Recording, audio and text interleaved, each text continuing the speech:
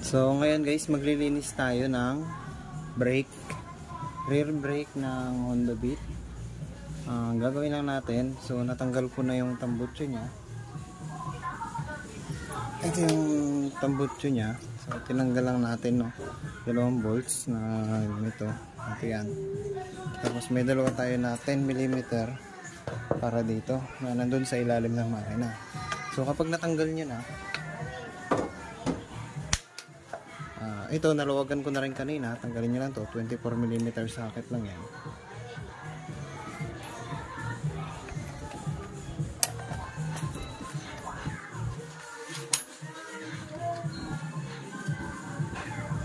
Tapos hilain na lang.